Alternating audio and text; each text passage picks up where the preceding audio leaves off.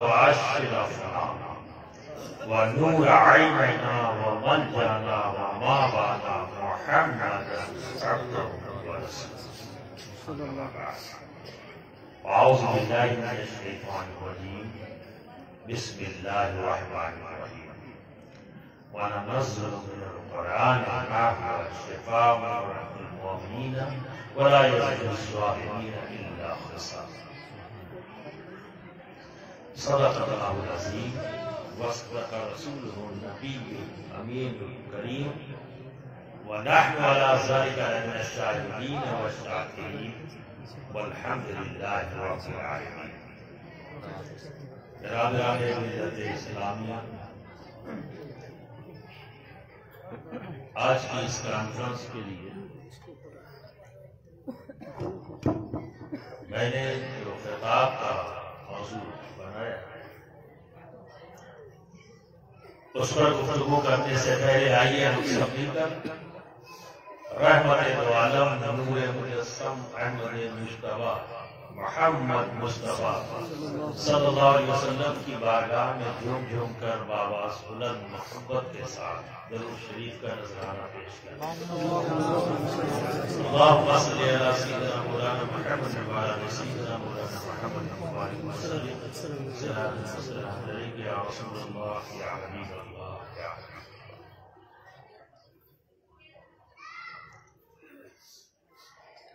برادران ملت اسلامیہ،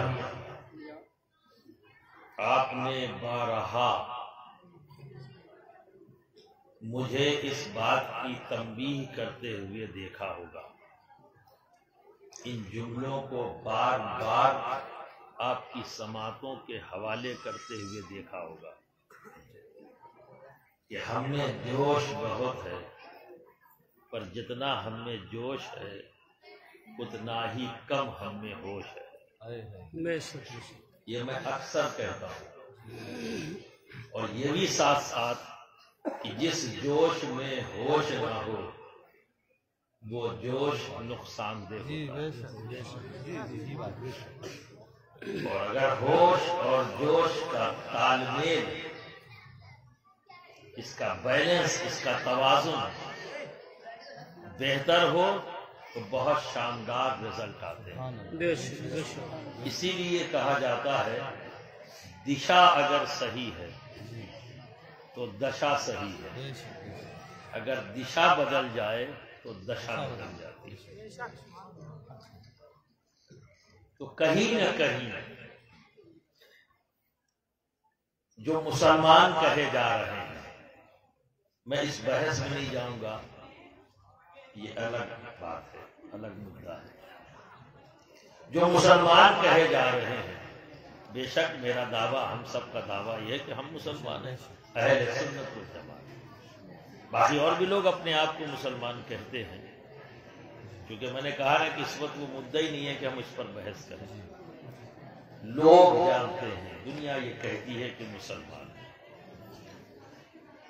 تو جب میں اپنی جماعت کی طرف دیکھتا ہوں تو جو بات میں کہہ رہا ہوں کہ ہماری جماعت کے پاس جوش بہت ہے، اس میں کوئی شک نہیں،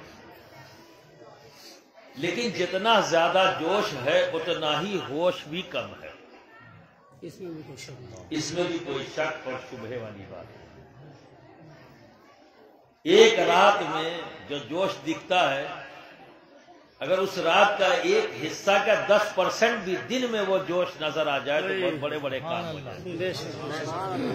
لیکن نہیں ہوتا. ادھر صلاۃ و سلام ہوا، دعا ہوئی، بس ختم. یعنی ہمارے جوش کا پیریڈ کیا ہے؟ رات کا وہ جلسہ کا وہ حصہ، اور وہ بھی اگر مائک پہ کھڑا ہوا آدمی اس فن کا ماہر ہو کہ آپ میں جوش پیدا کر دے، ورنہ تب بھی نہیں ہوتا. اگر وہ اس فن کا ماہر ہے، کبھی ہاتھ یوں کروا کے آپ سے سبحان اللہ کرا دیتا ہے. شعر ابھی سنایا ہی نہیں، آپ نے سبحان اللہ کر دیا، یہ اس کا فن ہے. وہ شعر تو اس نے سنایا ہی نہیں ابھی تو اس نے ہاں کیا اور اس نے یوں کر دیا اور آپ نے سبحان اللہ کہہ دیا. تو اب یہ سبحان اللہ کس چیز کا ہے؟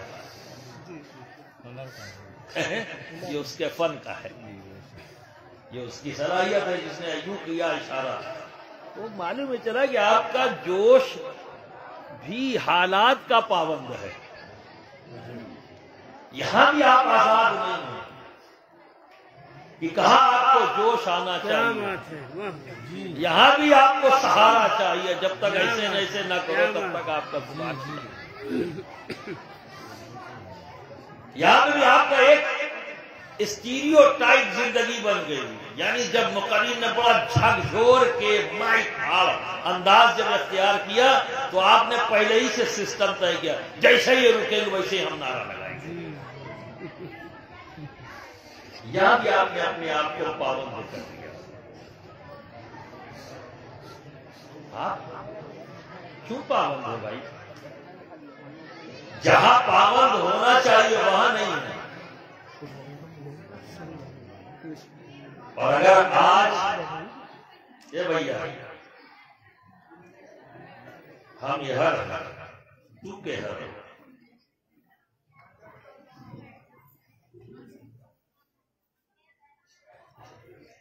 میں یہاں سے بول رہا ہوں، آپ کدھر سے سن رہے ہیں؟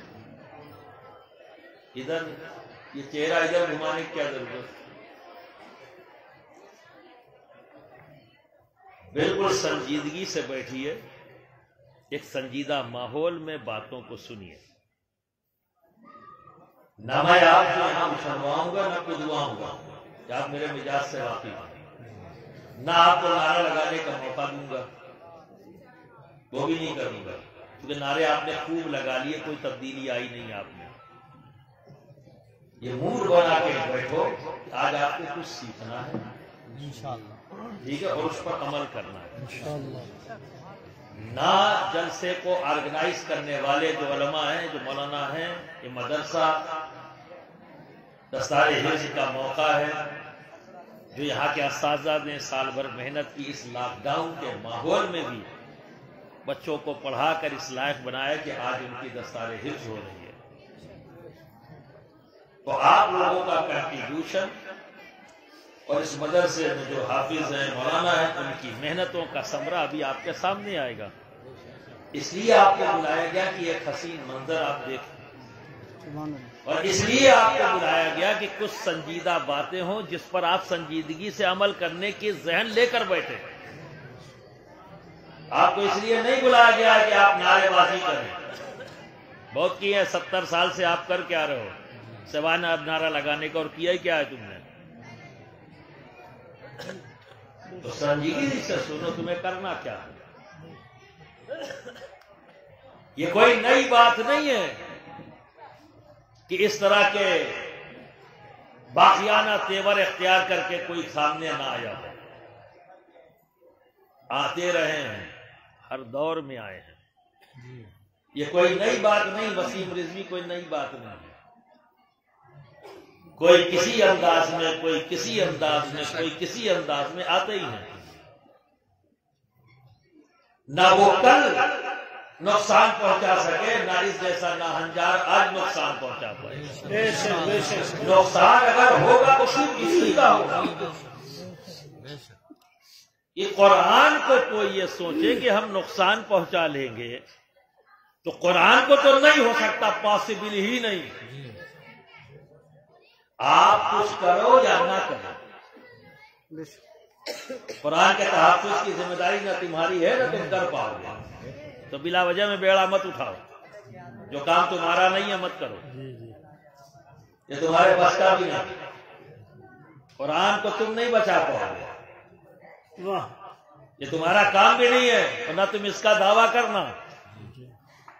قرآن کا تحفظ، اس کی ذمہ داری، اس کے بچانے کے اللہ نے اپنے ذمہ رکھی ہے. تم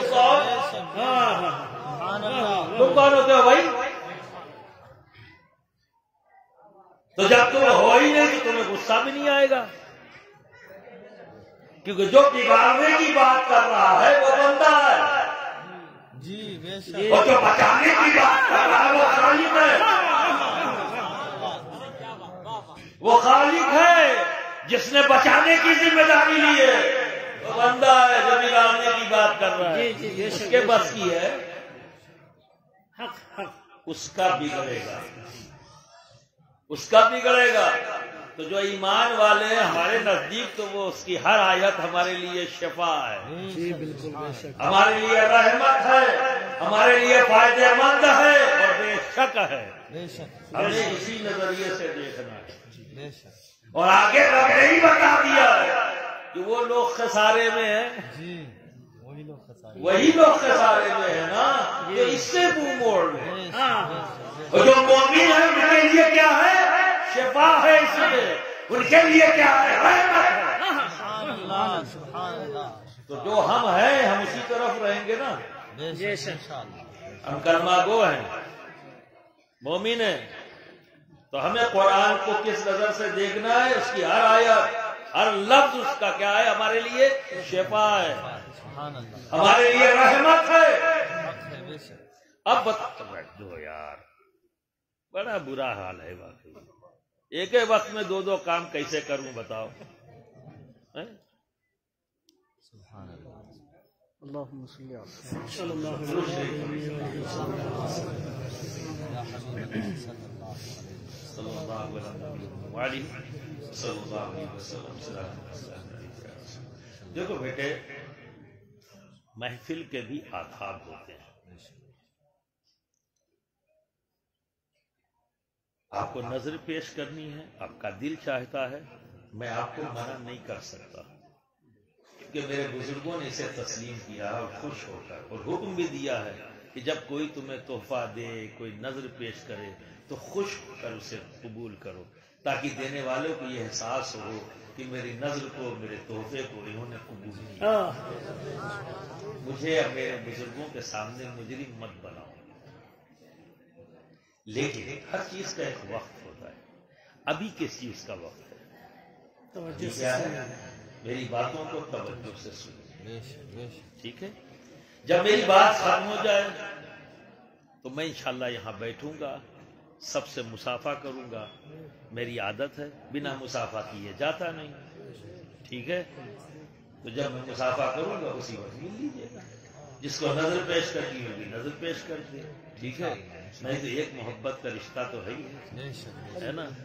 اور یہ بھی جان لینا اچھی طرح سے، ہاتھ ملے یا نہ ملے، دل کا ملنا ضروری ہے، یہی حق ہے، بے شک، یہی ضروری ہے، دل کا ملنا ضروری ہے۔ یہ اگر ملا ہوا ہے تو یہ ملے یا نہ ملے کوئی فرق نہیں پڑتا، بے شک، لیکن اگر یہ نہیں ملا ہے چاہے جتنا ملاتے رہو۔ کوئی فائدہ نہیں، لوگ ہاتھ ملا کے مار دیتے ہیں خنجر، جی یہی بات ہے، بڑے پیار سے بلا کے لے جاتے ہیں اور گردن کاٹ کے پھینک دیتے ہیں کھیتوں میں۔ اس طرح کے جتنے بھی کیسز ہوتے ہیں جو لوگ دھوکے سے مارے جاتے ہیں، جی ان کے پیچھے کیا ہوتا ہے؟ یہی ہاتھ کا ملنا، ہاں، یہی ملنا، یہ ملا وہ نہیں ہوتا، بے شک، ہاتھ کا ملنا یہ نقصان پہنچاتا ہے۔ تو برادران ملت اسلامیہ، تو محفل کے بھی آداب ہوتے ہیں، جس وقت جس چیز کے اوپر فوکس ہو اسی طرف چلنا چاہیے، ٹھیک ہے نا؟ اس وقت صرف آپ سے میں ایک ہی چیز چاہتا ہوں، آپ غور سے سنیں، میں صرف آپ کے لیے آیا ہوں، بے شک، ٹھیک ہے؟ اسٹیج والوں کے لیے نہیں، میں صرف آپ کے لیے آیا ہوں۔ تو اگر یہ سنجیدگی سے سنتے ہوئے نظر نہ آئیں تو آپ پریشان مت ہونا کہ میں ان کے لیے آیا ہی نہیں ہوں، تو ان کے لیے ضروری نہیں کہ یہ مجھے سنیں، آپ کے لیے ضروری ہے کہ آپ سنیں، بے شک، کیونکہ آپ سننے آئے ہیں، اور یہ اسٹیج پہ بیٹھے ہوئے جتنے لوگ ہیں یہ سنانے آئے ہیں، جی، تو ان کی عادت کم ہے سننے کی، ٹھیک ہے نا؟ سناتے جاتے، لیکن جب مجھے کوئی بات ان کو سنانی ہوگی تو ان سے بھی، ان کی بھی بارگاہ میں معروضہ پیش کروں گا، ہاتھ جوڑ کے کہوں گا کچھ آپ بھی سن لیں جب مجھے ضرورت محسوس ہوگی، ورنہ میں سمجھتا ہوں سب جانتے ہیں۔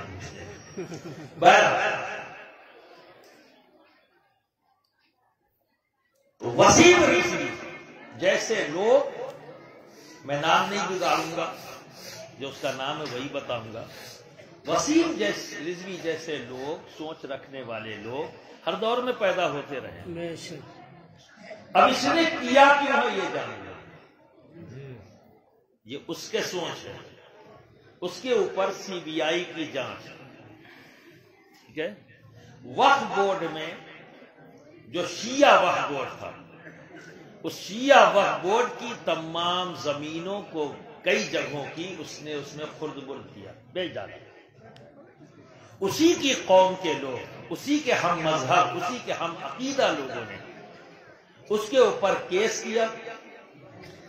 کیس کرنے کے بعد اسی پر CBI انکوائری کروائی کہ ہاں CBI انکوائری ہونی چاہیے۔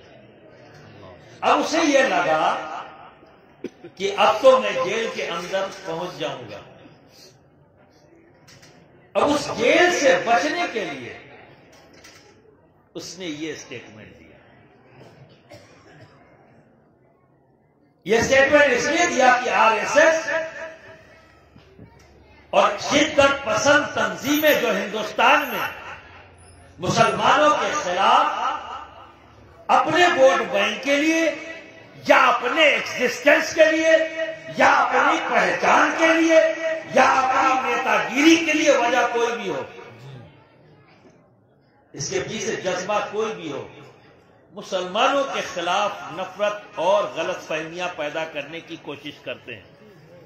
ایسے لوگوں کو اپنے ساتھ کھڑا کرنے کی اس نے ایک ناکام کوشش کی۔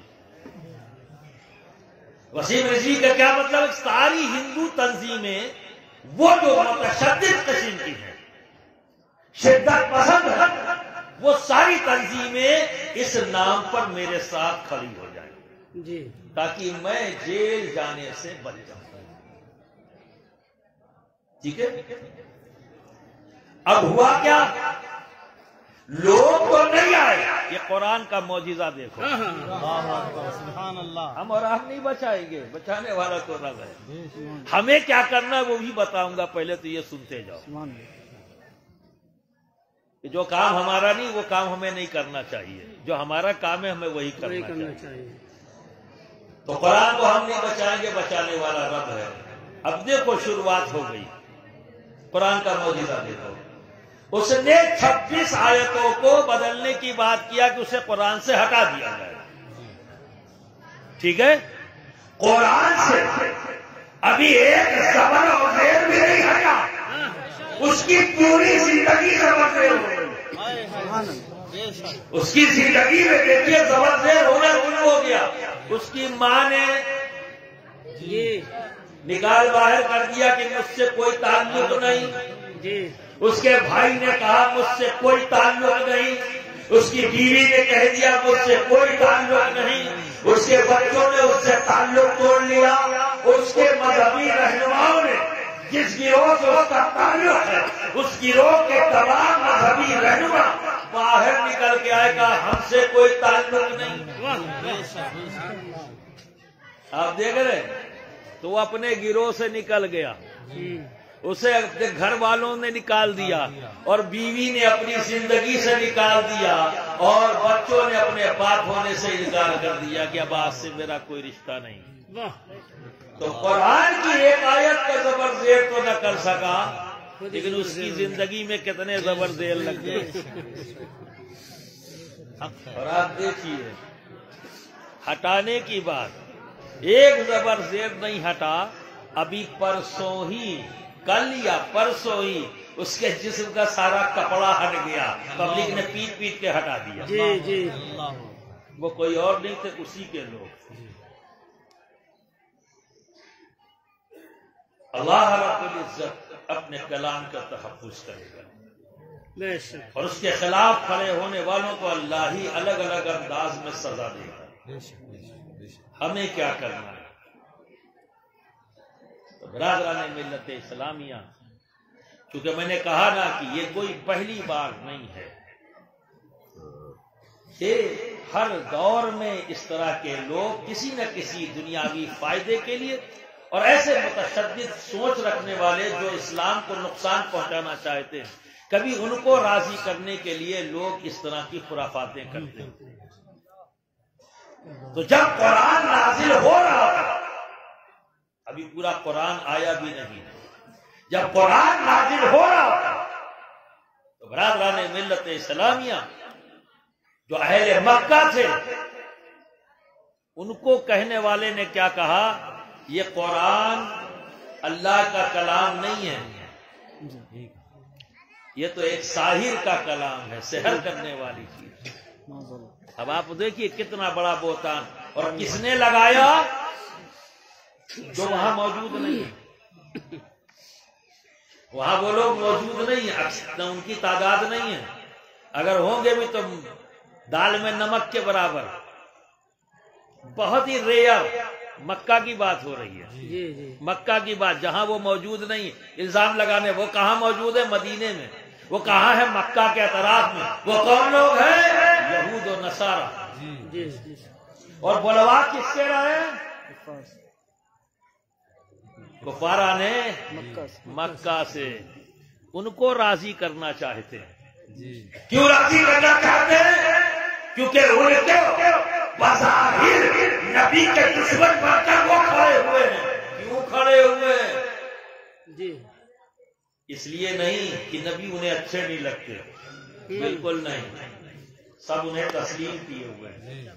میرے آقا کو امین مانا ہے، میرے آقا کو صدیق مانا ہے، میرے آقا کو سب سے بہتر مانا ہے، پھر بھی مخالفت کر رہے ہیں، دشمنی کر رہے ہیں۔ تو اس دشمنی کے پیچھے کوئی برائی نہیں ہے، کوئی کمی نہیں ہے، معاذ اللہ، نہ کوئی کمی نہ کوئی برائی، پھر بھی دشمنی کر رہے ہیں۔ اس دشمنی کے پیچھے مقصد کیا ہے؟ صرف ایک، پاور اور پیسہ۔ تو جو دشمنی کر رہے ہیں وہ صرف ایک ہی چیز ہے، پاور اور پیسہ۔ ان کا مدعا یہ نہیں ہے کہ قرآن کس کا کلام ہے، ان کا مدعا یہ نہیں ہے کہ نبی پر وحی آتی ہے، وہ تو ایکسپٹ کر چکے ہیں، وہ ایکسپٹ کر چکے ہیں کہ یہ وہ ذات ہے جس نے کبھی جھوٹ بولے نہیں۔ اور جو سب سے بڑا مخالف ابو جہل، جو اپنی جماعت میں ابو الحکم کہلاتا تھا، اب آپ دیکھیے جس گروہ سے اس کا تعلق تھا، جن میں اٹھتا بیٹھتا تھا، اس میں سب سے عقل مند کہلاتا تھا، اس لیے اسے ابو الحکم کہتے تھے۔ لیکن مسلمان اسے کیا کہتے تھے؟ ابو جہل۔ بے تیری عقل، جب تجھے سچائی تو دیکھ رہا ہے اور ماننے سے جب روک دے، اس سے بڑی جہالت اور کیا ہوگی؟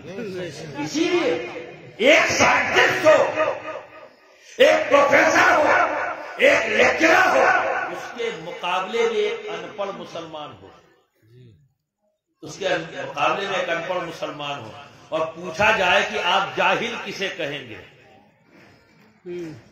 اگر مجھ سے پوچھا جائے کہ ایک ان پڑھ مسلمان کھڑا ہے اور اسی کے مقابلے میں ایک غیر پروفیسر کھڑا ہے، اکیڈمک پرسنالٹی کھڑی ہے، ہو سکتا ہے نوبل پرائز ونر تک ہو، وہ کھڑا ہے، اور مجھ سے اگر یہ پوچھا جائے کہ ان دونوں میں جاہل کون ہے، تم سے اگر پوچھیں، جائیں گے اسٹیج پہ میں بیٹھے ہوئے تمام دانشوروں اور علماء سے پوچھوں، ایک پروفیسر کھڑا ہے اور ایک مسلمان ان پڑھ کھڑا ہے، اور یہ آپ سے پوچھا جائے ان دونوں میں جاہل کون ہے، تو آپ کسے کہیں گے؟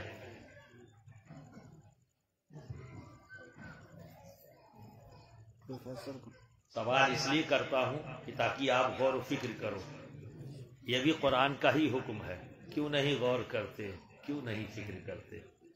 تو میں اللہ کے حکم پر عمل کروانا چاہتا ہوں، چلو یہیں سے شروع کرو، کیوں نہیں غور کرتے، کیوں نہیں فکر کرتے؟ میرے اس سوال کا جواب دو۔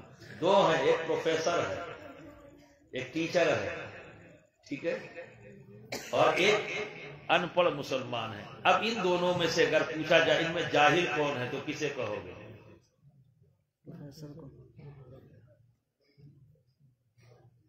تھوڑا سا دماغ لگا لو، میں بتاؤں گا، یہ میں تو آیا اسی لیے ہوں دوستوں، بتانا ہی ہے نا مجھے۔ جی جی پروفیسر کو میں جاہل کہوں گا، اور جو سامنے کھڑا ہے اسے جاہل نہیں کہوں گا، ان پڑھ ضرور کہہ سکتا ہوں۔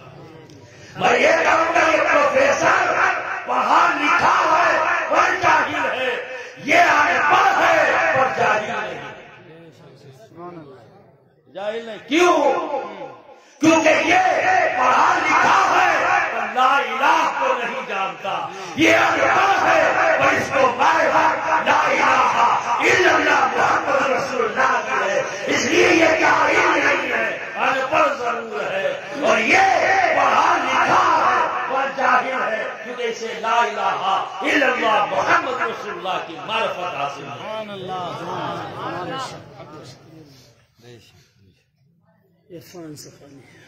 دوستو اسی لیے ابو جہل کلمہ گو کے نزدیک، نبی کے غلاموں کے نزدیک، نبی کے عاشقوں کے نزدیک ابو جہل ہے، اور جب اپنے گروپ میں ہے تو ابو الحکم ہے. ان کو اس سے پرابلم نہیں تھی. پرابلم کسے ہے؟ یہود و نصارہ کو ہے قرآن سے. اور کیوں ہے وہ بھی جان لو، کیونکہ وہ ان کی پول کھولتا ہے. جی جی وہ باتیں جو یہود اور نصارہ نے اپنی کتابوں میں تحریف کر کر کے چھپانے کی کوشش کی، قرآن نے اسے کھول کر رکھ دیا جسے وہ جھٹلا نہیں سکتے. ان تمام چیزوں کو جو انہوں نے دنیاوی فائدہ یعنی پیسے اور پاور کے لیے، اپنے اقتدار کے لیے اور دولت کمانے کے لیے جن چیزوں کو انہوں نے چھپایا، قرآن نے انہی چیزوں کو لا کر واضح کر کے رکھ دیا جس کا ان کے پاس کوئی جواب نہیں. ایک اور دوسرا یہ کہ آج بھی وہ شرمندہ ہیں کہ ان کے پاس جو کتاب ہے انہیں پتا ہے کہ یہ تحریف شدہ ہے، اور مسلمانوں کے پاس جو کتاب ہے اس میں ایک زبر زیر کا بھی آج تک فرق نہیں ہو سکتا. یہ حسد ہے ان کی، بے شک بے شک. سبحان اللہ. یہ ان کی حسد اور ان کی جلن ہے. کیا ہم بہت بڑے قابل بنتے ہیں اپنے آپ کو اپنی کتاب نہ بچا سکے، اور جنہیں ہم کمزور اور ناتوا کہتے ہیں ایک زبر زیر بھی اس میں آ کر نہیں ہو سبحان اللہ. سکتا. تو یہ ان کی حسد ہے، انانیت ہے. تو برادران ملت اسلامیہ یہ سوچ ان کی تھی، چبایا ہوا نوالا یہود و نصارہ کا تھا اور منہ میں ڈال دیا کس کے؟ کفار مکہ کے. کفاران مکہ کے. اب اس دور میں یہ ہمیشہ ہوتا رہا ہے، اس دور میں بھی یہ چبایا ہوا نوالا یہود و نصارہ کا ہے، منہ میں ڈال دیا وسیم رضوی کے جو بولنا نہیں. تو منہ اس کا ہے، بولا وہ ہے، لیکن نوالا کہیں اور سے آیا ہے. جی جی جی. اور جہاں سے آیا ہے یہ کبھی نہ ہمارے تھے نہ ہمارے ہوں گے. جب قرآن میں بات آ گئی تو بات ختم. یہ ہمیشہ اس طرح کی انگڑائیاں لیں گے. اب آئیے نبی کی شان میں جب کفار مکہ گستاخیاں کرتے، جب نبی کی راہ میں کانٹے بچھائے تو یہ بتاؤ صحابہ نے کیا کیا؟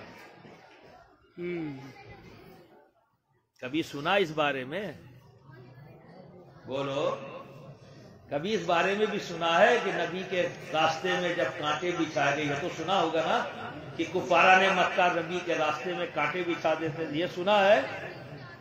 اس کے آگے بھی سنا کہ پھر صحابہ کیا کرتے تھے؟ بہت اہم بات. بولیے.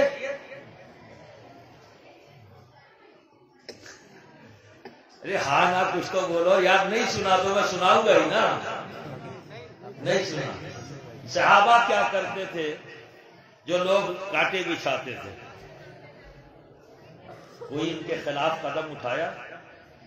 ان کے راستوں میں کیا ابو جہل کے، کیا ابو لہب کے، کیا اس وقت کے تمام عتبہ شیبہ جتنے بھی تھے، کیا ان کے راستوں میں صدیق اعظم نے، فاروق اعظم نے، مولائے کائنات نے، حضرت عثمان غنی نے کانٹے بچھائے؟ اور آپ زیادہ محبت کرتے ہیں ان سے؟ بولو، کیا آپ زیادہ محبت کرتے ہیں؟ محبت تو وہ زیادہ کرتے ہیں.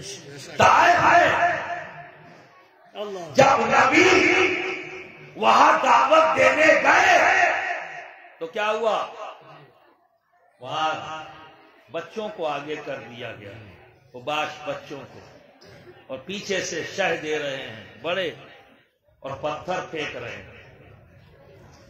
نبی کے اوپر لہو لہان کر دیا میرے آقا کو. مولائے کائنات کبھی آگے آتے، کبھی پیچھے آتے، کبھی دائیں آتے، کبھی بائیں آتے، خود بھی آپ زخمی ہو رہے ہیں. لیکن تاریخ کی کسی بھی کتاب میں ایک لفظ دکھلا دو کہ مولا کائنات نے بھی پتھر اٹھایا اور پھینکنے والوں پر پھینکا، ایک بھی پتھر پھینکا ہو؟ بڑا بتائیے آپ، کیا کبھی کسی عالم سے سنا آپ نے کہ طائف میں جب وہاں کے لوگوں نے آقا کے اوپر پتھر پھینکے تو اٹھا کے پتھر ادھر سے بھی پھینکا گیا، کسی کی طرف بھی پھینکا گیا؟ پتھر آ رہے ہیں، جسم زخمی ہو رہا ہے، نبی کو بچانے کی کوشش کر رہے ہیں، اپنے غلامی کا حق ادا کرنے کی کوشش کر رہے ہیں، لیکن اس بچانے میں یہ نہیں ہوا کہ اٹھا کے مار دے، کسی نے نہیں کیا، پتھر نہیں پھینکا، کانٹے بچھا دیے گئے، کانٹا نہیں بچھایا، نہ نبی نے کیا نہ ان سے محبت رکھ لیں ان کے عاشقوں کی جماعت نے کیا۔ نبی کی شان میں گستاخانہ اشعار بولے تو کسی بھی صحابی نے ان کے خلاف گستاخانہ اشعار نہیں لکھے، نبی کے خلاف تقریریں کی، لیکن صحابہ نے پلٹ کر ان کے خلاف تقریریں نہیں کی۔ جو بات میں کہہ رہا ہوں اس کو بڑی سنجیدگی سے سنیں۔ پھر کیا کیا؟ سبحان اللہ۔ پھر کیا کیا؟ تو جب نبی کے خلاف اشعار میں بدتمیزیاں ہوئی تو صحابہ نے نبی کے عاشقوں کی جماعت ہے نعتیہ کلام پڑھنا بڑھا دیا، تو ویسے ہی پڑھتے تھے، نبی کی تعریفیں تو یوں ہی کیا کرتے تھے، پر جب انہوں نے حجوں میں اشعار کہے تو نعتیہ کلام یہاں بڑھ گیا، تاریخ میں کلام لکھنا زیادہ شروع کر دیا اور خوب پڑھنا شروع کیا، بجائے ان کی حجوں کرنے کے، یہ کرنے کے بجائے کیا کیا؟ نبی کی تعریف بڑھا دی۔ کیا کیا؟ نبی کی تعریف بڑھا دی۔ جب نبی کے راستے میں کانٹے بچھائے تو صرف نبی کے راستے سے نہیں، ہر کانٹے بھرے راستے سے کانٹا بچھانا، کیونکہ آقا کو یہی پسند آیا۔ میرے آقا نے کانٹے بچھانے کے لیے نہیں کہا، کانٹے اٹھانے کے لیے کہا، خود بھی اٹھایا اور چاہنے والوں نے بھی اٹھایا، اور صرف آقا کے راستے سے نہیں، جس راہ پہ بھی کانٹا نظر آیا اٹھا کے کنارہ کر، جس راہ پر بھی روڑے نظر آئے اس راہ سے روڑے نکال کر الگ۔ سبحان اللہ، سبحان اللہ۔ یہ کیا؟ پتھر کا جواب پتھر سے نہیں دیا، صبر کیا، خاموشی، کوئی ری ایکشن نہیں، سبحان اللہ۔ کوئی ری ایکشن نہیں۔ یہ دوست نہ سمجھی کہوں یا کم علمی کہوں، جو بھی، یا بغض اور عناد، کہ قرآن کے اندر جو 26 آیتوں کو اس نے کہا کہ ٹیررزم سے جڑا ہوا ہے، جہاد کو ٹیررزم سے جوڑ دیا، یعنی مار کاٹ یہ سب چیزیں، تو اسے یہ بھی نہیں پتا جہاد پر 26 نہیں 36 آیتیں ہیں، ٹوٹل کتنی ہیں؟ 36 آیتیں، جس میں جہاد کا ذکر ہے، اور جہاں جہاد کا ذکر ہے وہاں قتال کا ذکر نہیں۔ جی جی سب آپ دیکھ رہے ہیں قرآن میں جو 36 آیتیں ہیں جہاد پر، وہاں اللہ نے قتال کو نہیں جوڑا، اور 60 آیتیں قتال کی ہیں جس میں اللہ نے جہاد کو نہیں جوڑا، جی وہ الگ ہے اور جہاد کی آیتیں الگ ہیں، اور جہاد لفظ بنا ہے جو، ٹھیک ہے، یعنی کوشش، اسٹرگل، کوشش، اس کا نام ہے جہاد، یعنی جوہد مسلسل کو جہاد کہتے ہیں، کنٹینیوٹی میں اپنی برائیوں سے لڑنا، ٹھیک ہے، سماج کی برائیوں سے لڑنا، ظالموں سے لڑنا، ظالم کے ظلم کے خلاف کھڑا ہو جانا، جھوٹ کے خلاف کھڑا ہو جانا، فریب کے خلاف کھڑا ہو جانا۔ جہاد تلوار کا نام نہیں ہے دوست، یہ جہد مسلسل کا نام، ہر غلط کے لیے یعنی باطل کے لیے حق کا کھڑا ہونا۔ آپ سمجھ رہے ہیں؟ یہاں اپنی ذات سے بھی جب میری ذات مجھ سے بغاوت کرتی ہے، کیا نہیں کرتی، وہ گناہ سے اکساتی ہے اور میں گناہ سے بچتا ہوں، یہ بھی تو جہاد ہے، یہ بھی تو جہاد ہی ہے نا۔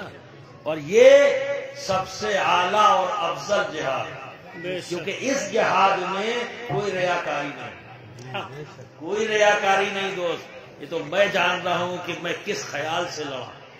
جیسے نماز کی حالت میں آپ نماز پڑھ رہے ہو اور ادھر ادھر دماغ چلا گیا، اب آپ لڑ رہے ہو، دماغ کو اپنے رب کی جانب لا رہے ہو، اور دماغ تمہیں کھیت میں لے جا رہا ہے، کھلیان میں لے جا رہا ہے، بھولی ہوئی چیزوں کو یاد کرا رہا ہے، اور آپ اس سے لڑ کر ادھر آ رہے ہو، کیا شاندار عبادت کر رہے ہو۔ سبحان اللہ۔ گھبرانا مت کبھی۔ اس میں بعض لوگوں کو میں نے دیکھا ہے گھبرا کے نماز ہی چھوڑ دیتے جی کیونکہ انہیں واقعیت نہیں ہے، وہ ڈر جاتے ہیں، یار میں نماز پڑھنے کھڑا ہوتا ہوں تو مجھے کھیت کھلیان دکان یاد آتا ہے، بھولی بسری باتیں یاد آتی ہیں، یار پھر میں نماز کیوں پڑھوں، یار نماز تو میری ہوتی نہیں۔ غلط،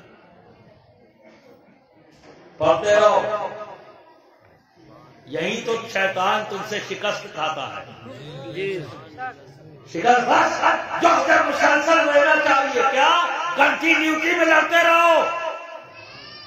شیطان تمہارا نفس تمہیں کسی اور طرف لے جائے گا، پر تم آ رہے ہو اپنے رب کے لیے، تبھی تو اس سے لڑ رہے ہو۔ اور کون جانتا ہے کہ تم لڑائی لڑ رہے ہو؟ کوئی نہیں جانتا۔ لوگوں نے تو دیکھا کہ تم نیت کیے کھڑے ہو، کسی کو نہیں معلوم کہ تم لڑائی لڑ رہے ہو، تم جان رہے ہو اور تمہارا رب، تیسرا کوئی نہیں جانتا۔ شاندار عبادت ہو رہی ہے، تو گھبرانا مت بھائی، اس لڑائی کو کنٹینیوٹی میں رکھو، گھبراؤ مت۔ اسے جہاد کہتے ہیں، واہ واہ واہ۔ اسے جہاد کہتے ہیں۔ اب آئیے، پتھر کے خلاف پتھر نہیں، زمین چھین لیا، مکان چھین لیا، وطن سے بے وطن کر دیا، کسی نے کوئی جواب دیا نہیں۔ حضرت عمار آپ کے والدین، آپ کی والدہ، آپ کے والد کو نظروں کے سامنے قتل کر دیا گیا، اذیت دے دے کے آپ کے والد کے دونوں پیر دونوں ہاتھوں کو کھینچ کھینچ کر چاروں طرف سے کھینچا جا رہا، ایسی اذیت دے کر، اور حضرت عمار اپنی آنکھوں سے دیکھ رہے ہیں۔ آج تک عرس نہ ہوا حضرت عمار کا۔ اللہ اکبر۔ برادران ملت اسلامیہ، جس کی ماں اسلام کی اسلام کا سب سے پہلے شہید ہونے والی ہے، اللہ اللہ۔ کہتے ہیں نا جس جوش میں ہوش نہ ہو وہ ہو جوش نقصان دہ ہے۔ ہم لوگ تو جوش میں کام کرتے، وہ بھی چرب زبان کوئی ہو جوش دلا دے ایسے ایسے، تو جوش میں آگے پھر کچھ بھی کر ڈالو۔ سوال میرا اہم ہے، آپ کی والدہ کو بلم مار کر سامنے بیٹے کے گھر چھین لیا، وطن سے بے وطن کر دیا گیا، لیکن کسی نے بھی پلٹ کے جواب نہیں دیا۔ کیوں؟ کیا اگر جواب دیتے تو غلط ہوتا؟ صاف ظلم ہو رہا۔ جی اور دوست، جب ایک چونٹی کو بھی آپ مسلو گے نا ہلکے ہلکے، وہ بھی کاٹ لیتی ہے۔ جی وہ کچھ بگاڑ پائے یا نہ بگاڑ پائے، ڈیفنس تو کرتی ہے نا اپنا، بچاؤ کرتی ہے۔ ڈیفنس کرتی ہے نا، کاٹ لیتی ہے نا، تو اس کو کیا ہوگے؟ ظلم کہو گے؟ کیسے جاہل لوگ ہیں۔ ایک آدمی انگلیوں سے مسل رہا ہے، اس چوٹی کے وجود کو ختم کرنے میں لگا ہے، وہ مجرم نہیں ہے، اس چوٹی نے اپنے آپ کو بچانے کے لیے کاٹ لیا تو وہ مجرم ہو گئی۔ کیا بات ہے، کیا بات ہے۔ یہاں تو وہ جماعت ہے دوست کہ چوٹی ایسی حالت میں کاٹ لیتی ہے، پر یہ وہ جماعت ہے کہ ایسی حالت میں بھی کاٹ نہیں رہی۔ جی جی اللہ۔ حضرت عمار صبر کر رہے، ایسی حالت میں بھی پلٹ کر کوئی بھی حملہ نہیں کیا۔ اب آپ اندازہ لگائیے کیوں گھر چھوڑوا دیا گیا، مہاجر ہو گئے. ایک بار نہیں، نجاشی وہاں پہنچے، وہاں سے پھر مدینہ پہنچے، کئی بار یہاں سے وہاں کئی جگہ رکنا پڑا، بے سر و سامانی کا عالم، پھر مدینہ پہنچے. اور مدینہ میں پہنچنے کے بعد بھی سکون سے نہیں رہ دیا، لیکن اس کے باوجود بھی صبر کر رہے ہیں. کیوں؟ کیونکہ یہ وہ جماعت ہے دوست جو اللہ کے حکم پر ہاں کرتی، اللہ کے حکم پر نہ کرتی. وہ جو اپنے آقا کو دیکھتے، ہر ظلم پہ جب ان پر ہوتا اپنے آقا کو دیکھتے کہ میرے آقا کیا چاہتے ہیں، اور جب آقا کی طرف دیکھتے تو وہاں خاموشی، تو خود بھی خاموش رہے.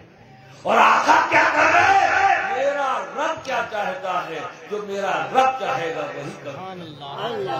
میرے آقا نے خود کچھ نہیں کہا، خود کچھ نہیں کیا، وہی کہا وہی کیا جو ان کے رب نے چاہا، جو ان کے رب نے چاہا. تو اپنے نفس کی بنیاد پر نہیں، اپنے رب کے حکم کی بنیاد پر انہوں نے حکم دیا، اپنے رب کی رضا کے لیے کام کیا. یہ ہے ہمارے آقا کی شان. کوئی کام نہیں کیا جب تک کہ ان کے رب نے انہیں حکم نہیں دے دیا، اجازت نہیں دے دی. تو برادران ملت اسلامیہ، جب رب نے کہا لڑو اپنے سے، تو اپنے آپ سے لڑتے رہے، اپنے آپ سے لڑتے رہے اس وقت تک جب تک کہ فاتح نہ بن گئے. وہ تمام ملکوں سے قدسیہ جہاد کر کے فاتح نہیں بن گئی تب تک دوسرا حکم نہیں آیا. اور جب وہ فاتح ہو گئے، اپنے نفس پر کنٹرول کر لیا، تب رب تبارک و تعالیٰ نے کہا اب ظالموں کو جواب دینا تمہاری ڈیوٹی ہوگی. اب ظالموں کو جواب دو گے.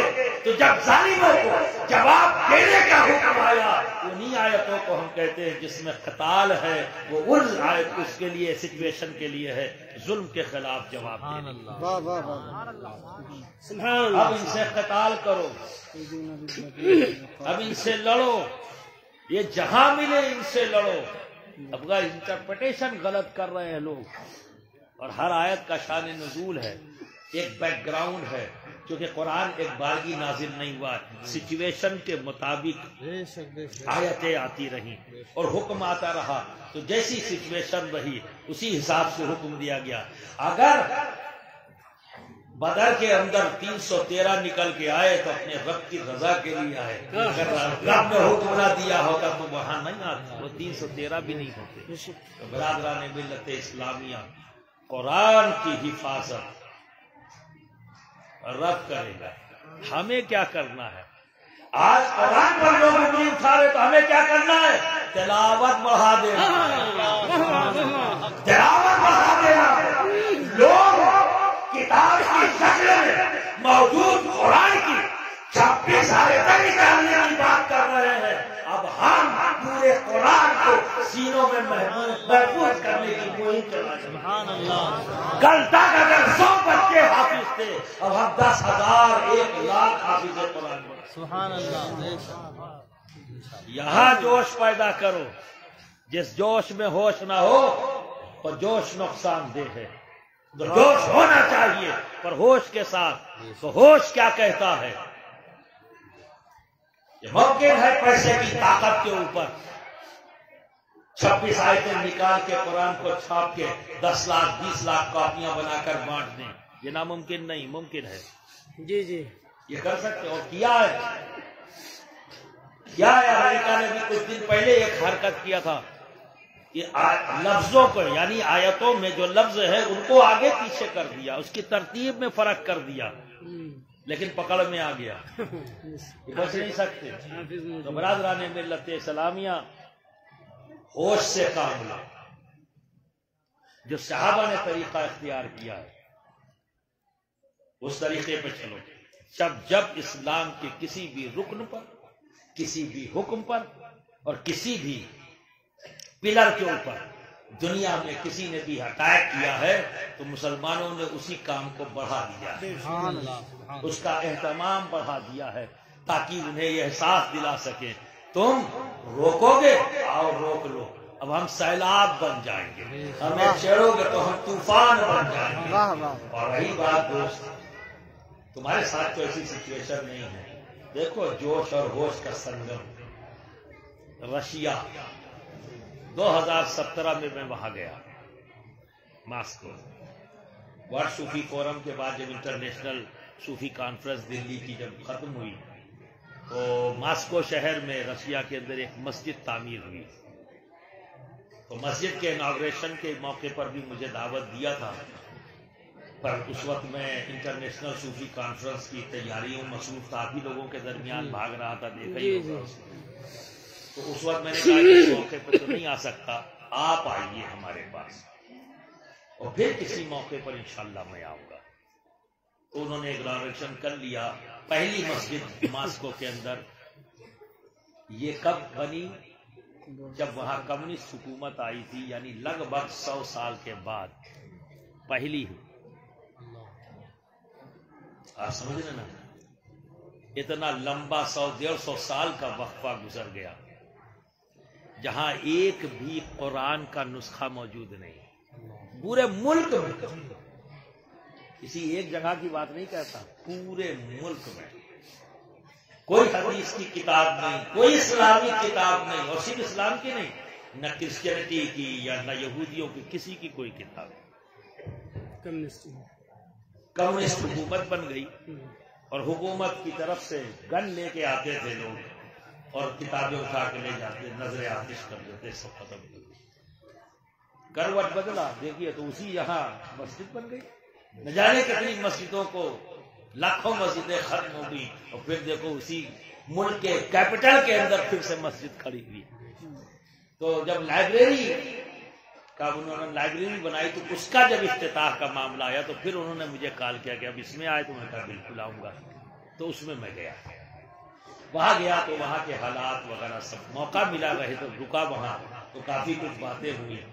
تو میں نے وہاں دیکھا کہ قرآن کی تلاوت بڑے اچھے انداز میں کر رہے ہیں، بہت زیادہ دن آزاد ہوئے نہیں ہوا ہے، کمیونسٹ حکومت ختم ہوئے زیادہ میرا خیال ہے 20 سال کے لگ بھگ وقت ہو رہا تھا، اتنی جلدی اتنا بڑا بدلاؤ۔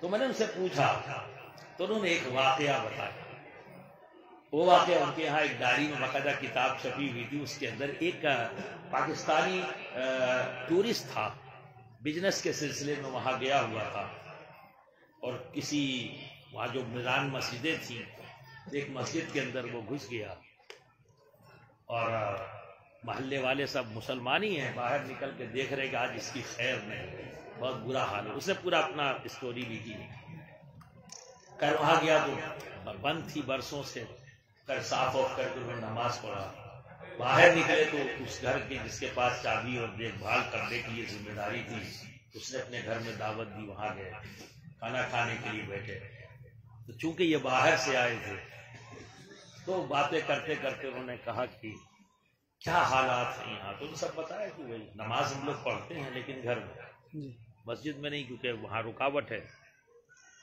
تلاوت ہمارے یہاں حافظ موجود ہے، یہ کیسے ممکن؟ قرآن کا ایک نسخہ موجود نہیں ہے، حافظ کیسے؟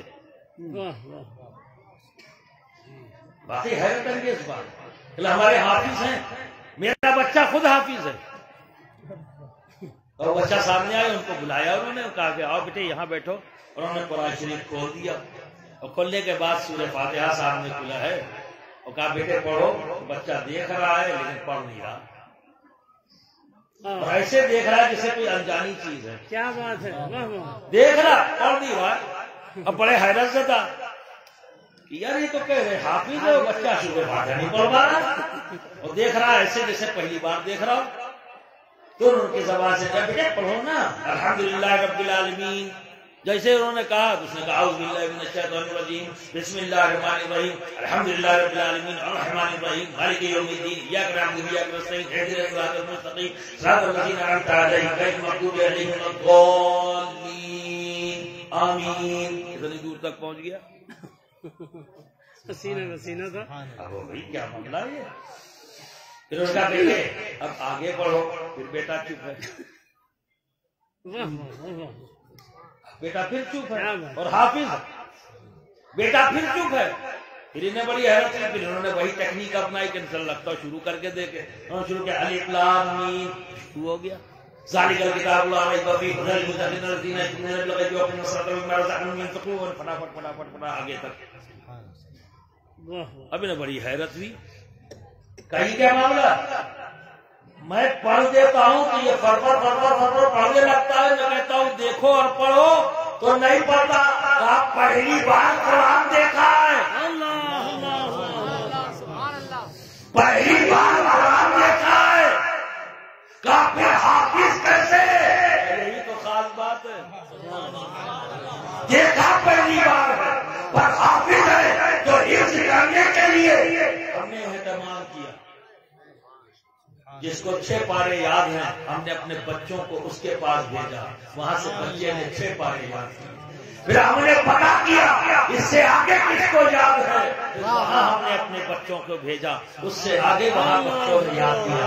اس طرح سے کر کے 30 پارے تیار ہوئے. پھر گھر گھر کیونکہ ہم مدرسہ نہیں کھول سکتے تھے. ہم قرآن نہیں رکھ سکتے تھے تو مدرسہ کیا کھولتے. اس طرح سے ہم نے بچوں کو کھیتوں میں بلا کر فارم ہاؤس میں بلا کر اپنے بچوں کو بھیج کر گھر میں ہم نے حافظ قرآن. سبحان اللہ.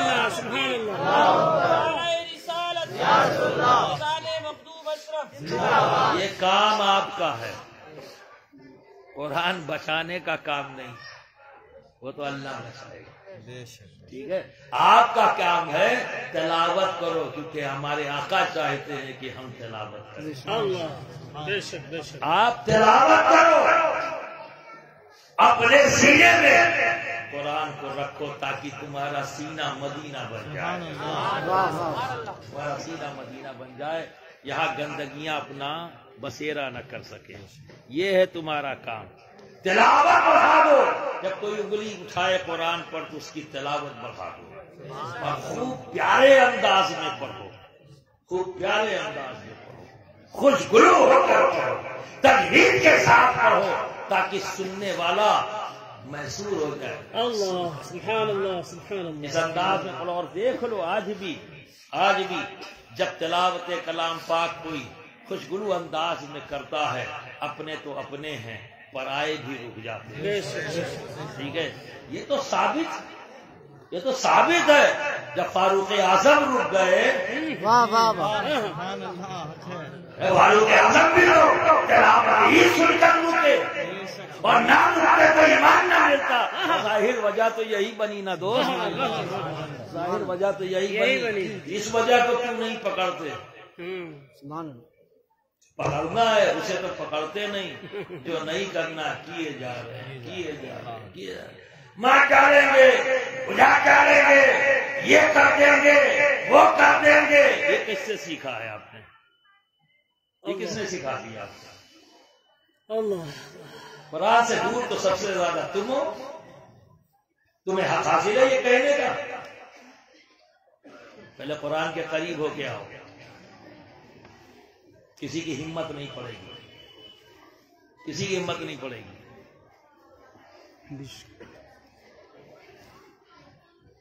ملت اسلامیہ یہ مدارس جنہیں اکثر لوگ حقیر نگاہ سے دیکھتے ہیں.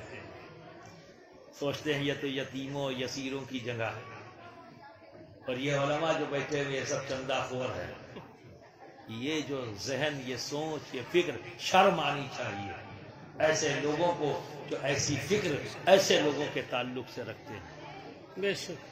انہیں شرم آنی چاہیے. پھر سے ایک بار اپنی انالیسس کریں اور اپنے آپ کو بہتر بنائیں. آپ کے بچوں کو قرآن پڑھاتے ہیں. یہ آپ کے بچوں کو قرآن پڑھاتے اس مدرسے میں. انہوں نے اپنی بلڈنگ نہیں بنائی ہے. اور آپ کے سامنے ہاتھ پھیلایا. جب یہ مدرسہ بن رہا تھا تو پھیلایا کس نے ہاتھ؟ انہی علماء نے. بے شک بے شک.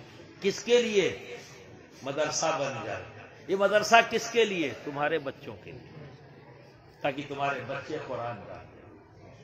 تمہارے پاس چندے کے لیے آتے ہیں، یہ اپنے لیے نہیں، تمہارے بچوں کے بہتر مستقبل کے لیے، اور سن لو تمہارے بہتر مستقبل کے لیے بے شک بے شک جیب سے نکالو تاکہ تمہارا مستقبل اچھا ہو، ورنہ جیسے ہی کروٹ لوگے ویسے ہی گھر سے لوٹا بھاگ لے گا۔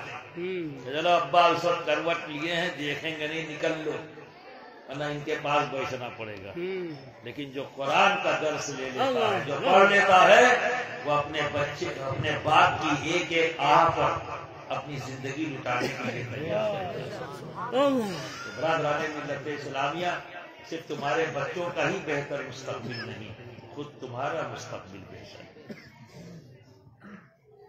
جو کام آپ کا ہے وہ کام آپ کرو، تمام اس طرح کے مدارس کو اور مضبوط کرو تاکہ زیادہ سے زیادہ بچے پڑھنے والے ہوں، پڑھانے والے ہوں، تاکہ زیادہ سے زیادہ سینوں میں قرآن جائے۔ ٹھیک ہے، دیکھتے ہیں کون کیا کرے، کوئی کچھ نہیں کر رہا۔ ہمیں بھی 150 سال تو ہم نے دیکھا نا رشیا میں کیا کر لیا، پالے کر کے حافظ بنے اور میں، اور آج بھی ادھر جیسے ہی آزاد ہوئے دیکھیے سب کچھ وہاں ویسے ہی موجود ہے۔ 6 سے 7 ملک بن گئے، قزاقستان، ازبیکستان، ترکمینستان، آذربائیجان، جتنے ہیں، اور جائیے دیکھیے تو آپ کا اور ان کا ماحول کوئی فرق نہیں، ایسا لگتا ہے کہ ہمیشہ سے وہاں اس طرح کا ماحول تھا جب ان پر پابندیاں تھیں۔ تمہارے پر تو کوئی پابندی نہیں، کوئی پابندی نہیں، آزادی ہے، پھر بھی آپ دور ہو قرآن سے۔ بتائیے ایک مدرسہ یہاں کھلا ہوا، کتنے لوگ اپنے بچوں کو یہاں بھیج رہے ہیں، ذرا سوچئے وہ کتنی کتنی دور پر کوئی ایک پارے کا حافظ تھا، وہاں انہوں نے اپنے بچوں کو بھیجا۔ یاد کرانے والے کے اندر بھی محبت تھی، یاد کرنے والوں کے اندر بھی قرآن سے محبت تھی۔ تو سودا کرو، یہ سودا کرو، ٹھیک ہے، نفرتوں کی باتیں کم کرو، اوٹ پٹانگ، چلانا، باہر نکلنا، نعرے بازی کرنا، ہر چیز کا ایک وقت ہوتا ہے، ایک ضرورت ہوتی ہے۔ اس نے تو صرف اس لیے کیا تاکہ اسے وہ متشدد لوگ جو اسلام دشمنی کا کام 24 گھنٹہ کرتے ہیں ان کا سپورٹ مل جائے، زیڈ سیکورٹی مل جائے، اور CBI کی انکوائری بند ہو جائے۔ ٹھیک ہے نا، ہم ان سے لڑیں گے، پارٹی بنایا ہے ہم کو۔ اگر سپریم کورٹ نے ایکسپٹ کیا، آپ بالکل بے فکر رہیے، سپریم کورٹ نے اگر اس پیٹیشن کو قبول کیا تو انشاءاللہ تبارک تعالیٰ منہ توڑ جواب دیں گے، انشاءاللہ ہم وہیں جواب دیں گے۔ اس کو جواب ہمیں سڑکوں پہ نہیں دینا، اس کا جواب سڑکوں پر نہیں ہے، ٹھیک ہے، اس کا جواب جہاں دینا چاہیے ہم وہیں دیں گے، ٹھیک ہے۔ تو آل انڈیا علماء مشائخ بورڈ نے اپنی ذمہ داری محسوس کرتے ہوئے پہلے ہی اعلان کر دیا تھا کہ ہم عدالت تک جائیں گے اور عدالتی کارروائی کریں گے جب ضرورت ہوگی۔ اب سپریم کورٹ کے سامنے جا کے فوٹو کھینچا کے ہم نہیں جائیں گے، جی ہاں، کیونکہ اس کے سامنے تو ہم جب بھی چاہیں، جب چاہیں جا کے فوٹو کھینچا کے چلے آئیں۔ یہ تو بہت آسان ہے، سپریم کورٹ میں انٹری کرنا یہ بڑا مشکل کام ہے، ٹھیک ہے، وہ میں جانتا ہوں، میں لڑ چکا ہوں، مجھے پتا ہے کہ انٹری کرنا کتنا مشکل تھا۔ جب طلاق ثلاثہ کا معاملہ آیا تھا تو صرف پارٹی بننے کے لیے جب گیا ہوں تو 35 لاکھ روپے کا خرچہ بتایا گیا۔ اتنا آسان نہیں ہے سپریم کورٹ، جو اکثر ہوتا ہے نا، آج ہمارے یہاں کیا ہو گیا، ہماری جماعت میں تنقید کرنا بڑا آسان ہے، اور تنقید کون کرتا ہے معلوم ہے؟ جب سب کام کر کے آ گئے، گھر پہنچے، بستر پر لیٹے، چادر اوڑھی، جیب سے پھلترو نکالا، یہ پھلترو موبائل جس کو میں پھلترو کہتا ہوں، اسے نکالا، کہاں گئے وہ لوگ، کہاں کس گفا میں گھس گئے، کیا کر رہے ہیں؟ میں ایسے لوگوں سے کہتا ہوں آپ کیا کر رہے ہیں وہی بتا دیجیے، جی آپ ہی کر لیجیے نا۔ جب دین محمدی پر کوئی بات آئے گی تو ذمہ داری کے تعلق سے جتنی تمہاری اتنی میری اتنی ان کی اتنی ان کی، ذمہ داری میں کوئی فرق کوئی نہ ہے دوست، ذمہ داری تو سب کی ایک جیسی ہے، ہاں طریقہ کار میں فرق ہے، کس طرح سے کام کریں گے اس میں فرق ہے۔ علماء کا دائرہ کار الگ ہے، مشائخ کا الگ ہے، عوام کا الگ ہے، دانشور طبقے کا الگ ہے، یہاں ڈفرنس ہے، لیکن ذمہ داری میں کوئی فرق نہیں۔ یہاں آپ کو بھی مل گئی، آپ لوگ بھی کہہ ہمارے علماء مشائخ جانے ہم سے کیا مطلب یہ کام ہمارا تھوڑی نا، آپ ہی کا ہے بھائی. یہ کہہ کر چھٹکارا نہیں ملے گا. بات دین کی ہے تو آپ کی بھی ذمہ داری ہے. بات دین کی ہے تو مجھ کو کہہ کر بھی نہیں کوئی بچ سکتا. کہ صاحب اشرف میاں کر رہے ہیں، کہاں گئے تنظیم والے؟ تو ایسا نہیں ہے، جو کہہ رہے ہیں نا ان کی بھی ذمہ داری اتنی. بے شک. آپ بھی کر لو، آپ ہی کر لو اور اللہ کا شکر ادا کرو. اگر کچھ کر سکے ہو تو شکر ادا کرو اللہ کا. اے اللہ تیرا شکر ہے کہ تو نے توفیق بخشی اور مجھ جیسے کمزور اور ناتواں سے کام لے لیا. اے اللہ بار بار ایسے کام مجھ سے لے لے. تو یہ کرو، یہ مت کرو. کہاں گئے سپریم کورٹ کے سامنے کھڑے ہو گئے، فوٹو کھنچوا لیا، کہاں گئے؟ یار سچائی ہم کو پتا ہے، دھوکہ ان کو دو جو ان گیلریوں میں گھومے نہ ہو. یہاں تو روز کا ہونا جا رہا ہے. آپ سمجھ رہے نا؟ تو برادران ملت اسلامیہ جو بھی کرو دل سے کرو، فارمیلٹی نہیں، جوش میں آ کے نہیں، ہوش کے ساتھ کرو. ابھی کیا کرنا ہے؟ یہ دستار حفظ کی محفل ہے. کیا کرنا ہے؟ اپنے بچوں کو مدرسے میں بھیجنا ہے. ٹھیک ہے؟ اور ایک بات سن لو، دنیاوی فائدہ بھی بتا رہا ہوں اور یہ میری انالیسس ہے. ایک بچہ وہ لے لو جو مدرسے میں ہے اور حافظ بنا. ٹھیک ہے؟ 5 سال کی عمر میں مان لو وہ آ گیا مدرسے میں، مثال کے طور پر، اور 3 سال میں اس نے حفظ کر لیا، یعنی 8 سال کی عمر میں وہ حافظ بن گیا. ٹھیک؟ اور ایک بچہ کانوینٹ اسکول میں گیا 5 سال کی عمر میں. وہاں کہاں گیا؟ وہ پڑھے گا کیسے؟ Lower prep, nursery, first. ٹھیک ہے؟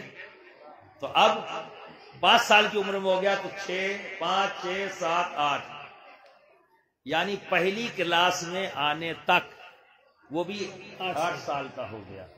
اور یہاں 8 سال کا یہ حافظ والا بچہ. ٹھیک ہے؟ اب ان دونوں بچوں کو ان کو مدرسے سے نکالو اور وہ جو کانوینٹ اسکول میں پڑھا ہے بچہ اس کو اس کے اسکول سے نکالو اور نئے اسکول میں دونوں کا ایڈمیشن کراؤ. نئے اسکول میں آپ کو بتاؤں، جو کانوینٹ والا تھا اس کا پہلی ہی میں کراؤ اور جو مدرسے والا تھا اس کا 3rd میں کراؤ. وہ نہیں، پہلی کی بات نہیں، 3ری کلاس میں کراؤ. 6 مہینے کے اندر وہ کانوینٹ والے اسکول سے آگے نکل کے نظر آئے گا. 6 مہینے کے اندر اس کانوینٹ والے سے وہ آگے نکل کر آئے گا. اور سال بھر کے بعد ریزلٹ کانوینٹ والا پہلی میں جتنے نمبر لائے گا نا، چیلنج کرتا ہوں 3ری کلاس میں اس سے زیادہ نمبر لے کے آئے گا. بے شک بے شک. اس سے زیادہ نمبر لے کے آئے گا. کیوں؟ تو جس نے قرآن کو حفظ کر لیا، قرآن کا معجزہ ہے، اس کے یاد کرنے کی طاقت بڑھ جاتی ہے. 1 گنا نہیں، 2 گنا نہیں، کم سے کم 3 گنا. کم سے کم 3 گنا. اب بتاؤ، کانوینٹ میں تو ہزاروں روپیہ خرچ کر کے جا کر ڈونیشن دے کر پیسہ دے کر اسکول میں جو ہے اسکول کی گاڑیاں لگا کر، رکشہ لگا کر اور آپ کے کہنا میں ڈریس بنا کر 3 4 سال تک پریب اور لوور پریب نرسری یہ تو میں کر کے 800 900 روپیہ فیس دے کر یہ ایجوکیشنل مافیاؤں کے حوالے کرتے ہو. لیکن بچہ کسی لائق نہیں. جنہیں تم نے حقیر سمجھا ہے، کمزور سمجھا، ان انسٹیٹیوٹ کو جنہیں ہم مدرسہ کہتے ہیں، جنہیں تم کمزور سمجھتے ہو، ایک بار ان بچوں کو تجربہ کر کے دیکھ لو. 3 سال کے لیے بھیج دو، ہم تمہیں حافظ بنا کے دیں گے. پھر لے جاؤ، ہماری طرف سے وہ چیلنج ہے اسکول کی دنیا کے بچوں کے لیے، چیلنج کے طور پر استعمال کرو. میں یہ نہیں کہتا کہ حافظ بننے کا مطلب صرف امامت کرے. یہ کس نے کہا؟ حفظ صرف وہی بچہ کرے گا جسے امامت کرنی ہے. حفظ وہی بچہ کرے گا جسے مدرسے میں جا کر پڑھانا ہے، حافظ قرار بنوانا ہے. یہ کس نے سمجھا دیا بھائی؟ کتنا اچھا ہو کہ حافظ قرآن ہو اور تمہارے شہر کا ڈی ایم ہو. واہ واہ واہ واہ. کتنا اچھا ہو کہ حافظ قرآن بھی ہو اور ڈاکٹر بھی ہو. کتنا اچھا ہو کہ حافظ قرآن بھی ہو انجینئر بھی ہو. کم سے کم تم تو کرو. یہ کرنے کی ہے. مار دیں گے کاٹ دیں گے یہ کون سا ہے بھائی طریقہ؟ یہ کون سا طریقہ؟ اسلام سلامتی کی بات کرتا ہے، تم ڈسٹرائے کرنے کی بات کرتے ہو. ایسی سچویشن آئے گی علماء بولیں گے، جب اعلان کریں گے تب کھڑے ہونا، ورنہ پہلے ابھی یہی کام کرو جو کہا جا رہا ہے. جی جی. سمجھیے نا، جو کہا جا رہا ہے اس کو کریے، اس چیلنج کو ایکسپٹ کریے. پہلے اپنے بچوں کو حافظ قرآن بنائیے، پھر ان کو اسکول لے جائیے، کالج لے جائیے، پھر دیکھیے رزلٹ کیا ہو، فرق پڑتا ہے. ایک بہت ہی ڈراسٹک چینج نظر آئے گا، ایک بہت بڑا فرق نظر آئے گا انشاءاللہ تبارک و تعالی. اور کسی کی ہمت نہیں پڑے گی دوست. IAS بنا ہوا DM اگر قرآن کا حافظ ہے تو اس کی کلیکٹری کے پیریڈ میں کوئی بول کے دیکھے، ہے نا. اور بھلے ہی کوئی محمد اسلم ہو TM، اگر حافظ قرآن نہیں تو سن کے چلے جائیں گے، پر حافظ سن کے چلا جائے گا. تو دوست کام وہ کرنا ہے جو دائمی ہو اور مضبوط ہو، سمجھے نا. اور کھل کے بولو، چونکہ حق کھل کے بولتا ہے. میں آج انٹرنیٹ کے اوپر پوری دنیا سن رہی، مجھے کوئی خوف نہیں کیونکہ میں نے کچھ غلط کہا ہی نہیں. میں وہی کہہ رہا ہوں جو آج اگر پارلیمنٹ میں بولنے پڑے تو یہی بات بول سکتا ہوں نا. کوئی روک سکتا ہے کیا؟ یہی ہے اسلام، یہی ہے اسلام. اسلام کی کون سی بات ہے جو چھپی ہوئی ہے؟ سب لکھی ہوئی ہے، چھپی ہوئی ہے دوست. کوئی ہڈن ایجنڈا نہیں اسلام کا. جو کہتا ہے وہی کرتا ہے، جو کرتا ہے وہی کہتا ہے. تم مسلمان ہو تو تمہارا بھی کوئی ہڈن ایجنڈا نہیں ہونا چاہیے، چھپا ہوا کچھ نہیں. جو کچھ بھی ہو سب کھلا ہوا ہونا چاہیے. برادران ملت اسلامیہ، آؤ مل کر محبت کریں، ٹھیک ہے، اللہ کے کلام سے محبت کریں، اپنے رب سے محبت کریں، اس کے حبیب سے، ٹھیک ہے. اور محبت کا تقاضا یہ ہے کہ ہم جس سے محبت کرتے ہیں وہ جن جن چیزوں کو پسند کرتا ہے اسے ہم اپنی پسند بنا لیں. وغیرہ کچھ بھی کرتے رہو، نعرے لگاتے رہو. کتنا نعرے لگاؤ گے؟ ایسے ایسے بھی نعرے لگاؤ گے، ویسے ویسے بھی نعرے لگاؤ گے، کوئی فرق نہیں پڑنا ہے، کوئی فرق نہیں پڑنا ہے. ایک نعرے باز قوم تو بن سکتے ہو لیکن کوئی عملی کام نہیں کر سکتے. سنجیدگی سے سننے کا سلیقہ اپنے اندر. آج دیکھو کتنا اچھا. ابھی بتاؤ کس کو مزہ آیا کس کو نہیں. تو پہلے وقت پوچھوں اچھا لگا. جلدی مت کرو، جلدی مت کرو، جلدی مت کرو. اس ماحول میں تقریر سننے میں کس کو اچھا نہیں لگا؟ ہاتھ اٹھاوے. دیکھو ایک کا ہاتھ نہیں اٹھا. کیوں؟ کیونکہ آپ سنجیدگی سے سن رہے. اس ماحول میں اس سنجیدگی کے ساتھ کس کو اچھا لگا سننا وہ ہاتھ اٹھاوے.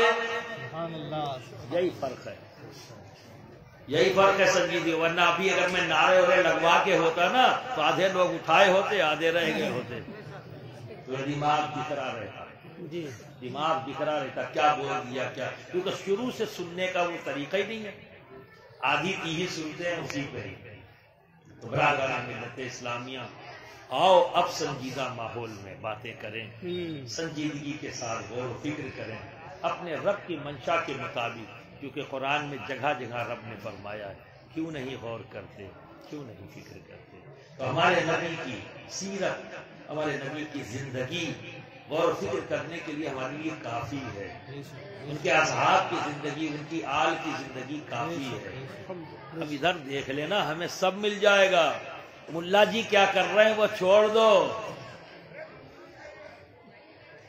نبی کے اصحاب نے کیا کیا ہے یہ دیکھ لو، نبی کی آل نے کیا کیا ہے یہ دیکھ لو. برادر ایک ہی چیز بتا دوں، بہت کافی ہے. ایک شخص حضرت امام زین العابدین کی ایک دعوت پر گھر گیا اور جانے کے بعد وہ چہرے کی جانب حضرت امام زین العابدین کے چہرے کی جانب دیکھتا رہتا، اور جب حضرت امام زین العابدین اس کے قریب جاتے اس کی ضرورت پوری کرنے کے لیے، کوئی کھانے کی چیز دینے کے لیے، تو چہرہ موڑ لیتے، اس کی طرف نہیں دیکھتے، اس کی ضرورت پوری کر دیتے، وہ ایک دم گھور گھور کے ان کے چہرے کی جانب دیکھتا۔ اب اس کو برداشت نہیں ہوا، آخر کار اس نے حضرت امام زین العابدین سے کہا کہ امام لگتا ہے آپ نے مجھے پہچانا نہیں۔ تب آپ نے اس کے چہرے کی طرف اپنا چہرہ کیا اور فرمایا میں تجھے خوب پہچانتا ہوں، میں تجھے خوب پہچانتا ہوں، تو وہی ہے نا جس نے کربلا کے میدان میں ہمارے خیموں میں آگ لگائی تھی، تو وہی ہے نا جس نے ہمارے قافلے کے اوپر اینٹیں پھینکے تھے، تو وہی ہے نا جس نے ہمارے گھروں کی عورتوں کے سروں سے چادر کھینچ لی تھی، میں تجھے خوب اچھی طرح سے جانتا ہوں، تو وہی ہے نا۔ روتے روتے پیروں پہ گر جاتا ہے، اے امام ہم نے اتنا ظلم آپ پر کیا اور آپ میری بھوک مٹا رہے ہیں، میری پیاس مٹا رہے ہیں۔ تو کہیں وہ تیرا طریقہ تھا، یہ میرا طریقہ۔ برادران ملت سے اسلامیہ ہم کو ادھر دیکھنا ہے، ہمارے لیے یہی کافی ہے۔ ایک بہتر زندگی جینے کے لیے فارمولہ انہوں نے ہمیں دیا ہے۔ یہ دنیا داروں کی طرف مت دیکھو، ملا جی کیا کر رہے ہیں یہ مت دیکھو، نبی کے عاشق کیا کر رہے ہیں یہ دیکھو۔ یعنی اصحاب رسول یہ تمام صحابہ کی جماعت عاشقوں کی جماعت ہے، ادھر دیکھو، ہم ان سے زیادہ محبت نبی سے کر ہی نہیں سکتے۔ انہوں نے کیا انداز اختیار کیا، نبی کی آل جسے اللہ رب العزت نے پوری کائنات کے انسانوں کے لیے رول ماڈل بنایا ہے، ادھر دیکھو، یہ رول ماڈل ہیں، تم نے کس کو بنا رکھا؟ خود ساختہ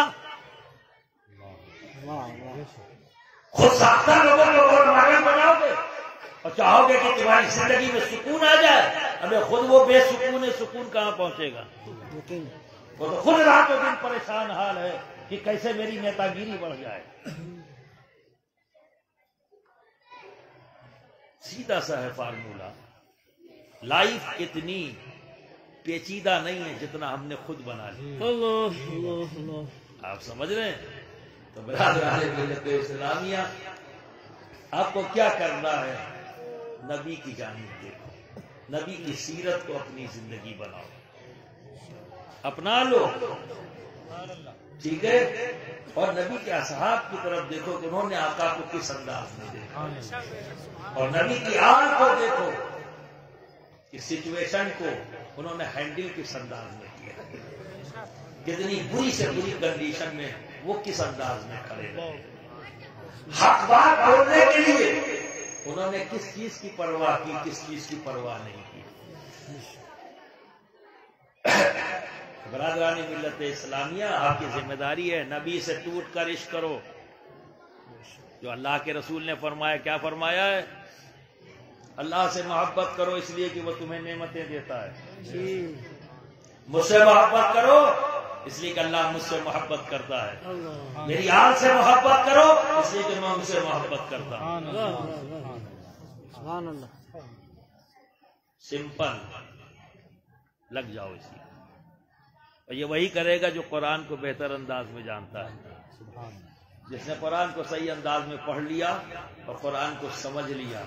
جب ان کو ہم دیکھتے ہیں تو وہ اسی انداز میں ان کی زندگی گزرتی ہوئی دیکھتے ہیں، چاہے وہ امام اعظم ابو حنیفہ ہو، چاہے امام شافعی ہو، چاہے حضرت امام مالک ہو، اور چاہے حضرت امام حنبل ہو، چاہے حضرت امام بخاری ہو، چاہے حضرت امام مسلم ہو، چاہے جوزی ہو، کوئی بھی امام و محدث، جب ان کی زندگی دیکھتے ہیں اسی انداز میں ان کی زندگی گزرتی نظر آتی ہے۔ یہ صحابہ کا احترام کرتے نظر آتے ہیں، اہل بیت سے محبت کرتے نظر آتے ہیں، اور نبی کے سامنے جھکے ہوئے نظر آتے ہیں، پیشانی رب کے سامنے کو نہیں۔ سمجھ گئے؟ اللہ ہم سب کو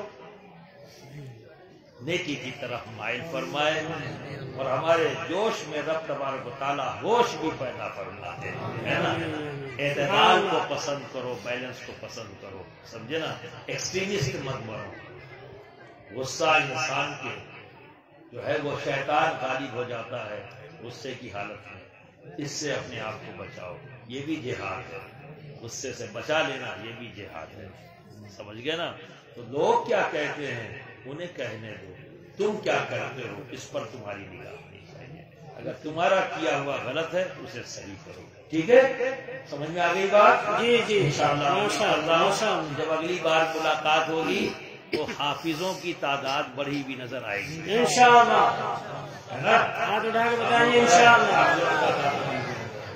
ٹھیک ہے، اور ایک جو میں نے کہا نا اس فارمولے کو آزما کے دیکھو، ٹھیک ہے؟ جن بچوں کو ابھی پڑھنے کے لیے ایڈمیشن کرانا ہے پہلے ادھر بھیجو پھر بھیجو، سبحان اللہ، سبحان اللہ۔ نرسری فریب یہ سب فالتو چیزیں، پیسہ ایٹھنے کا طریقہ ہے، سمجھ گئے نا؟ پہلی دوسری سے کراؤ ایڈمیشن، اور پہلی تک میں جو بچہ کانوینٹ میں ابا نے بھیجا ہے جانے دو، تم ایک بار ان کے سامنے اپنے بچے کو اس انداز میں لے آؤ، تم مدرسے بھیجو اور پھر سامنے کھڑا کرنا، انشاءاللہ وہ شرمندہ ہوں گے اپنے فیصلے پہ، اور تم فخریہ انداز میں کھڑے ہوگے اس کے سامنے، اس کا فیصلہ ادھر سے ہوگا انشاءاللہ۔